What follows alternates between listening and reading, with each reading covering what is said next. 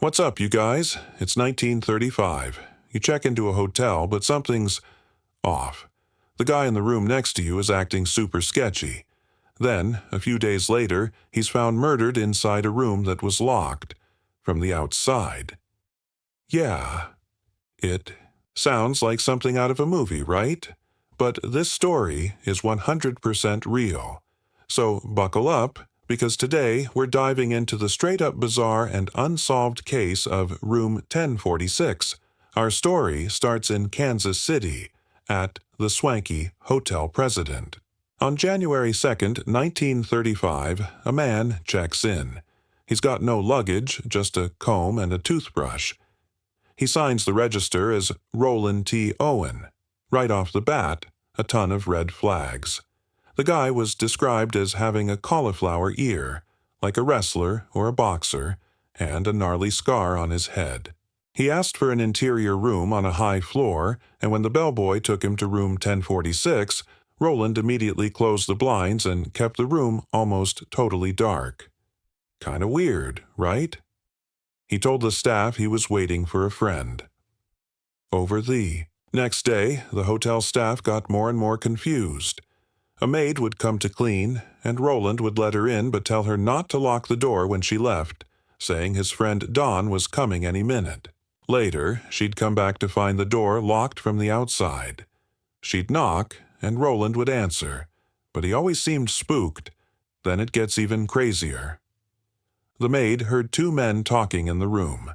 Later, the hotel telephone operator gets a call from a woman asking for Roland. She reports hearing a man's voice in the background say, "No, Don, I don't want to eat. I'm not hungry."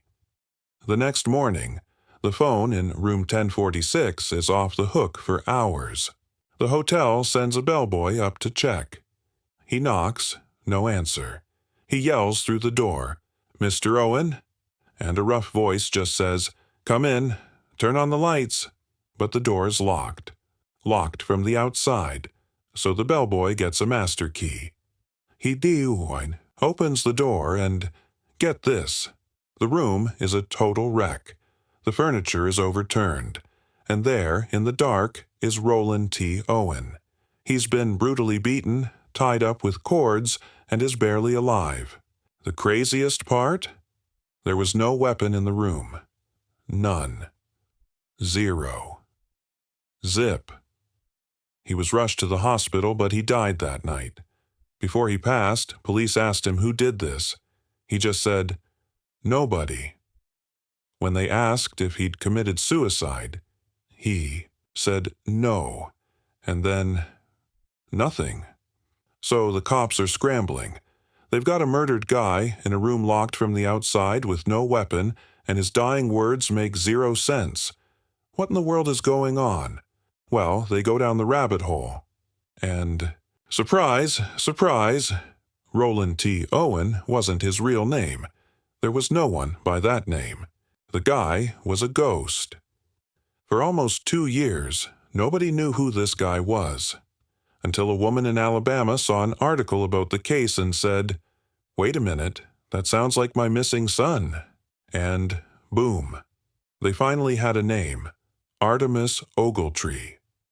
So now, they have an identity, but that just opens up a whole new can of worms. Why was he using a fake name? Who was the mysterious Dawn? Who was the woman who called? And how did the killer lock the door from the outside and vanish with the weapon without anyone seeing a thing? The theories are all over the place. Theory number 1. It was a mob hit. Artemis was a gambler. Maybe he owed money to the wrong people. Dawn could have been a mob enforcer who got the job done and slipped out. That would explain the brutality. Theory number 2. A love affair gone wrong. Maybe the mysterious woman was involved. Maybe Artemis was having an affair, and Dawn was a jealous husband or boyfriend out for revenge. My 2 cents? It feels like he knew his killer. You don't just let a random stranger into your room and hang out in the dark. He was clearly waiting for Dawn, and for whatever reason, it all went south. But here's the kicker. To this day, the case is ice cold, unsolved. We have no idea who Dawn was, who the woman was, or how the killer pulled off a murder in a locked room and just disappeared.